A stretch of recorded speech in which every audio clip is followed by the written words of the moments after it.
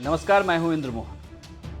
Corona के लिए कारगर दवाई के तौर पर हाइड्रोक्सीक्लोरोक्विन को लेकर अब लगातार दो मत सामने आ रहे हैं। एक और डब्ल्यूएचओ ने इस दवा को बैन करने की बात कही है, तो वहीं अमेरिका इसका लगातार इस्तेमाल कर रहा है। और तो और भारत की तरफ से आईसीएमआर ने ये साफ तौर पे कह दिया है कि वो हाइड्रोक्सीक्लोरोक्विन का इस्तेमाल जारी रखेंगे।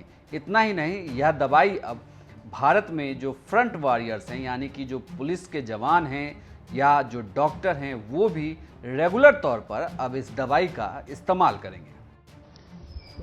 Good question. I think this is a very important question. What I would like to clearly say that this COVID is an evolving field.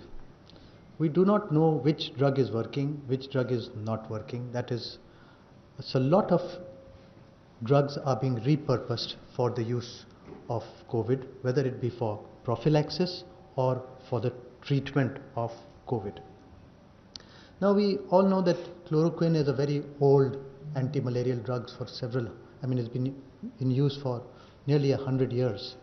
And the hydroxychloroquine is even safer.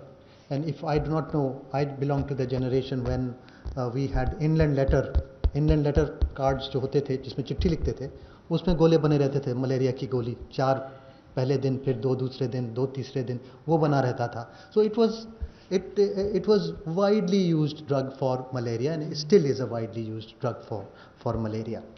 So now the biological plausibility was supporting that it is possibly an antiviral drug. Once we got the biological plausibility, and we also felt that we had conducted some in vitro studies in labs in the test tube, and there was data supporting that also. So in vitro studies were conducted in the past and published in several papers in Nature and other magazines that you know of, which showed that it has antiviral activity. We did a similar study in vitro, that is in the test tube, and found that it is an antiviral drug. It has antiviral properties. Now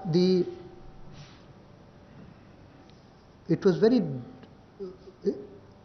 popular drug suddenly when the American government also started using it, and they got fast track approval or emergency use authorization for. We had thought that it may be a useful drug for prophylaxis, for prevention of COVID, and taking the biological plausibility one, taking the in vitro data, and taking the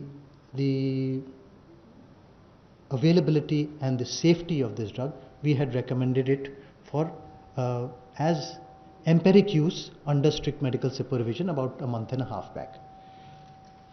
And then we also said that some studies should be started to look at where is hydroxychloroquine performing.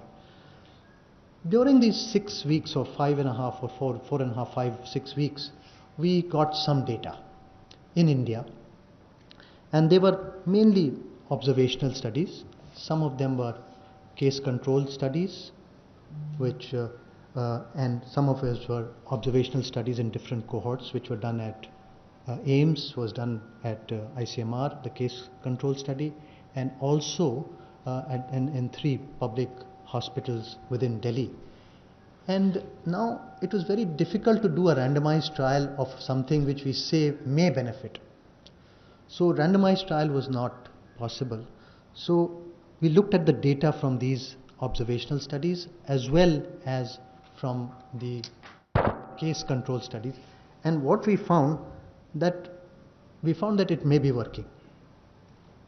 So therefore, and we also found that there were no major side effects except nausea, and that was from the Indian Pharmacopoeia Commission results of all the people that were being monitored for hydroxychloroquine.